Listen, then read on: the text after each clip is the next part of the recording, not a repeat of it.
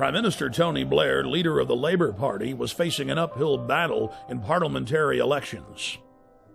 National polls showed that his pro-war party was sure to lose. And then right on time, the bombings of 7/7 and 7/21 occurred. Within days of the London bombings, evidence began to emerge indicating Western intelligence agency involvement. I traveled to London from Austin, Texas, to personally investigate.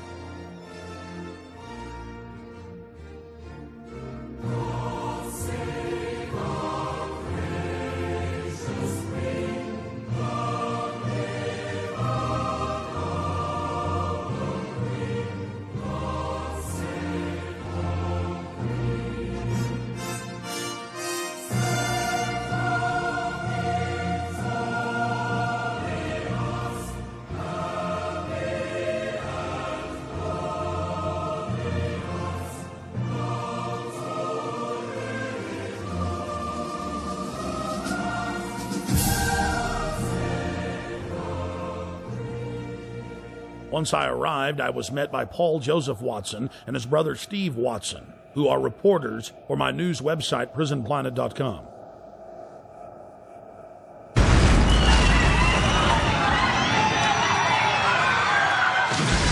To understand the London bombings and who perpetrated them, you first need to look at 3/11/2004, the bombings in Madrid, Spain.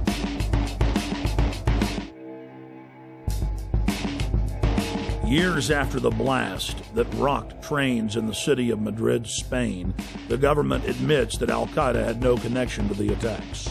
Every one of the supposed bombers had intimate links to the Spanish security services, including the head of their bomb squad.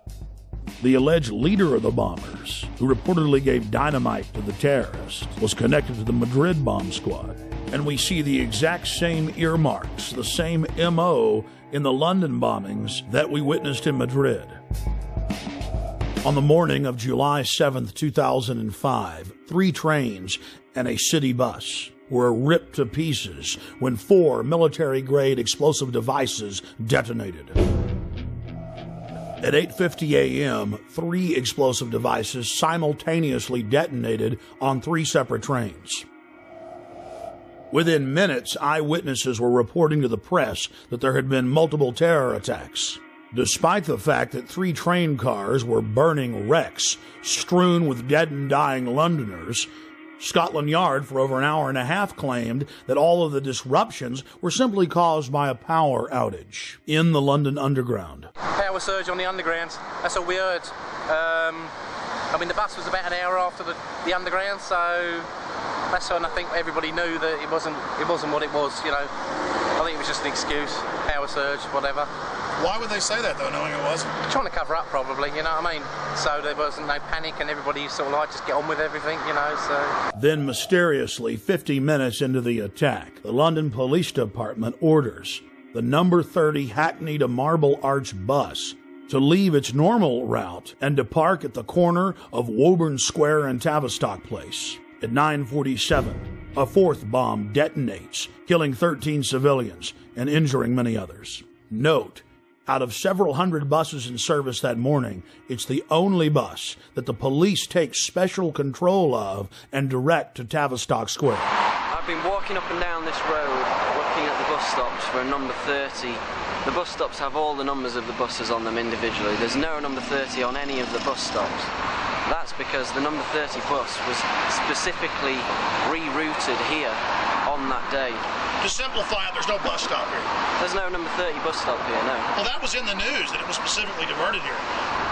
They admitted that the number 30 bus was the only bus that was directed to a different area of the city. For what reason? Nobody knows, but they admit that. So it's very strange that for no reason it would come down this road when it was bombed.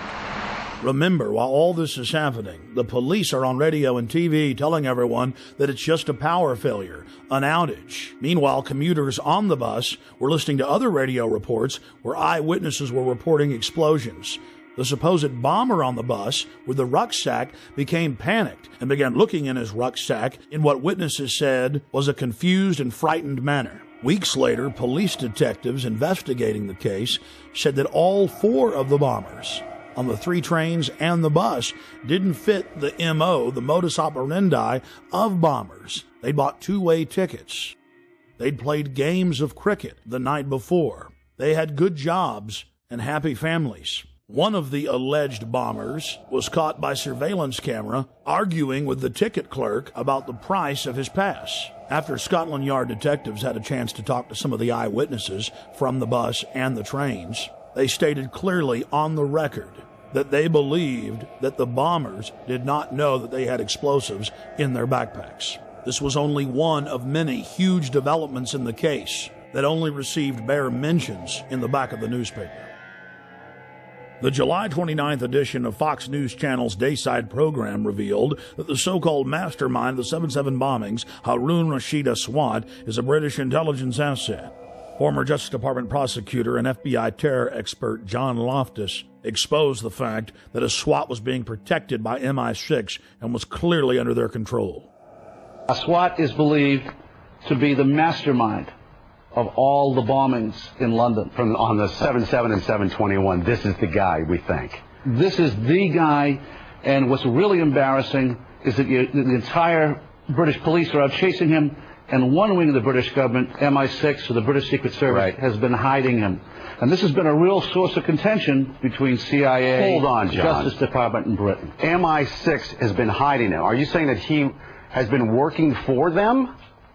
Oh, I'm not saying it. This is what the Muslim sheikh said in an interview in a British newspaper back in 2001. So he's a double agent, or what? He's a double agent. So he's working for the Brits to try to give them information about Al-Qaeda, but in reality, he's still an Al-Qaeda operative.